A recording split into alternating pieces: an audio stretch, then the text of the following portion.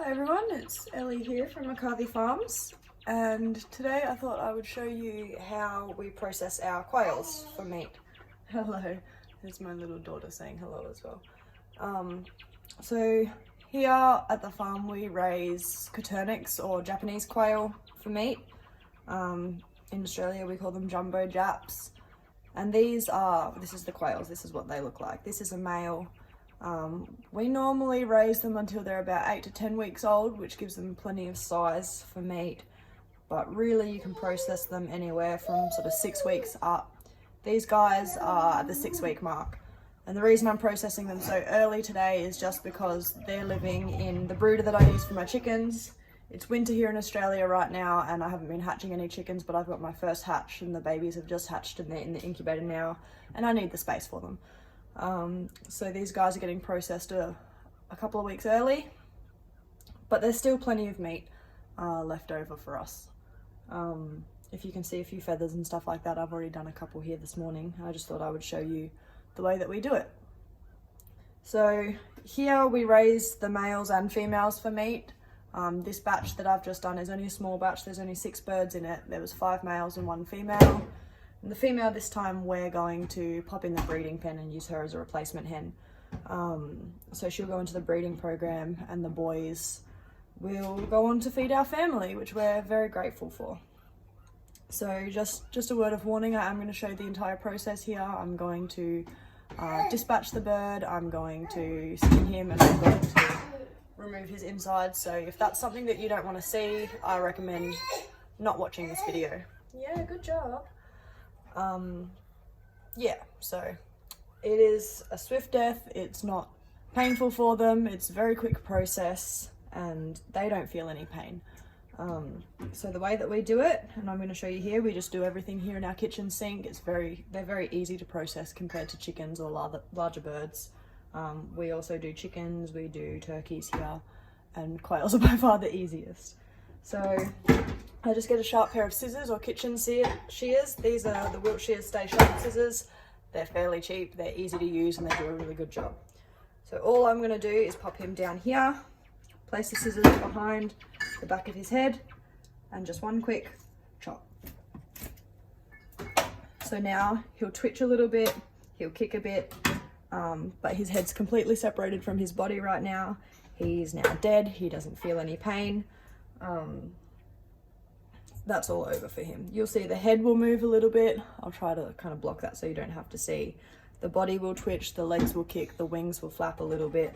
That's just the muscles relieving excess energy that's stored up in them. But the bird can no longer feel any pain. He's not in pain, he's not alive.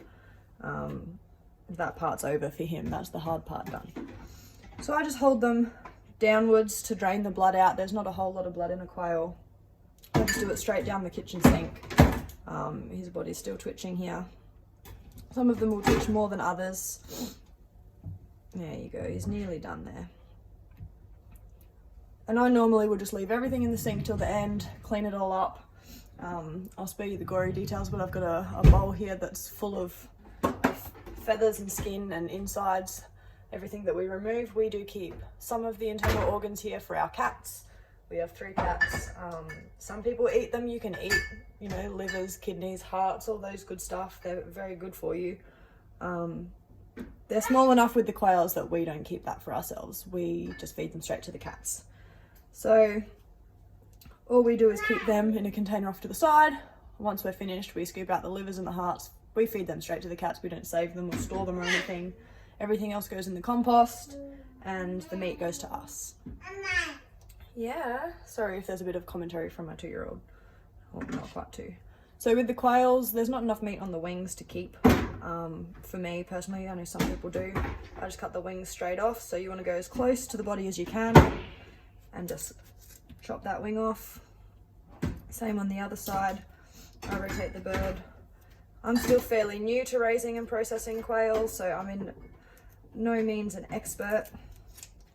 I'm probably making a few of you cringe that have done it before, but this is the way that we do it. It works fairly well for us.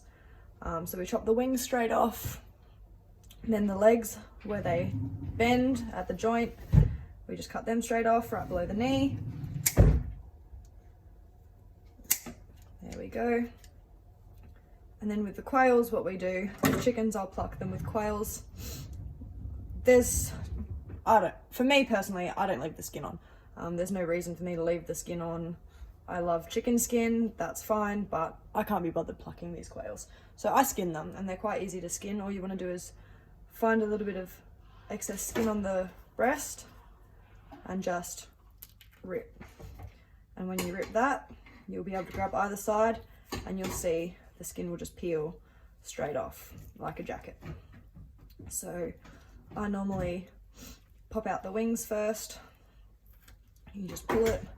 You can pull out either side and just keep pulling. Don't be afraid of pulling quite hard, but it does come out very easily. So the wings are out. I'm going to pull it off the neck. So the neck's free. Continue peeling it back, down the back. And sometimes you'll end up with a little bit left over on the butt. That's fine. Next, I'm going to pop his legs out. And it'll all kind of just peel off fairly easily. Now they are a delicate bird, so don't pull too hard. You don't want to, break the legs off or anything like that, but it's not the end of the world. We can pull the skin out here off the end of his legs, and that just pops straight off, just like that. So now we're just left with the skin on the end of his back. Give it a couple good pulls. Sometimes it'll break like it just did there, and you'll leave some feathers on. No big deal. You can either pull those feathers off. For me, I'm going to show you in a minute how we gut him and process the insides, and that will involve removing this whole side of him, so that doesn't really matter too much to me. I'm just going to scoop out the wings, the head and the legs, and just pop them in my container. Just give it all a little bit of a rinse. And at this point, I do like to give the bird a little rinse just to get any excess feathers off, get them off my hands, get the feathers off the birds. Although eating a couple of feathers never hurt anybody.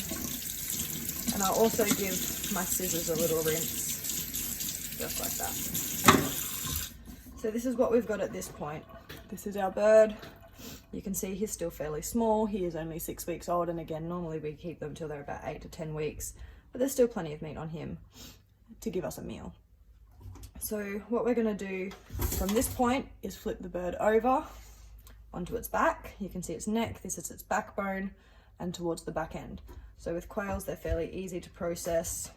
All I do is take my scissors, and you're going to run them either side of the backbone from the neck right up, and just cut all the way down next to that backbone, all the way down to the vent. So you're cutting through the rib cage here and just snipping as close to that backbone as you can get.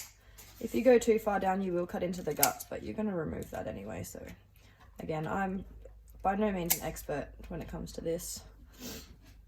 So you've cut all down your backbone now. Grab the neck, and I did cut through the crop, that's all right. You're just going to remove the backbone. Most of the time all the guts will come with that too. This time they haven't, so you're just going to grab and pull all of that out. So here I have the intestines, we've got the gizzard, we've got the testicles there. I'm going to throw all of that away. I keep the liver for my cats, that's the liver there, and I do keep the heart for my cats too. That's the heart right there. The lungs are the hardest part to get rid of. Same as with chickens, they can get stuck to the rib cage a bit, so usually you can just peel them straight off, just like that. Sometimes you have to really get your fingernails under and scrape them free, like that. There's the other lung. And I have left a little bit in there that doesn't normally stay in, so just get your fingernails in and pull it free, peel it. You can cut it out. That's just the end of the windpipe there. So what you're left with is this. Now I did cut a little bit close and cut a bit of the leg muscle, so the legs will look a little bit funny when I set the bird up, but that's all right. I'm going to give it a rinse. Rinse the rest of that out. Just gives you a bit of a cleaner product. pull those extra bits out. And then you can see I've got a little bit left over at the back, just held on by a little flap of skin. I'm just going to cut that away. And that's what we're left with there. You can see these legs kind of are flopping back now. That's just because I cut a little bit too close to that leg bone and snipped there. No big deal, it tastes the same. And this is our final product. This is what we end up with. So this is our entire quail. We will fry them or roast them or eat them however we really want. So yeah, that's how we do it here. Again, there's many different ways to do it. There's probably a lot better ways to do it. This is how we've done it. This is how I've learned. This is really only the second or third batch that I've even done. So I'm still very new to this. All we do then is I take the birds and I pop them into a container, just like this. You can see the other one we've already done here this morning as well. Pop them whole in there. Once I've done all of the birds in the batch that I'm going to do, I then cover this with water, salt and brown sugar brine, and leave them totally covered, pop them in the fridge for 12 to 24 hours, and then from there we either will take them out and cook them straight away, or we'll pop them in the freezer depending on what we're going to do. So hope you learned something there. If you have any questions, I'm more than happy to answer them to the best of my ability. Like I said, I'm definitely no expert, but we do take great pride in being connected with our food here and growing it ourselves. So I'm happy to answer any questions when it comes to processing quails or chickens or turkeys. Yeah, so that's that for this morning, and thanks for watching, and I will see you next time.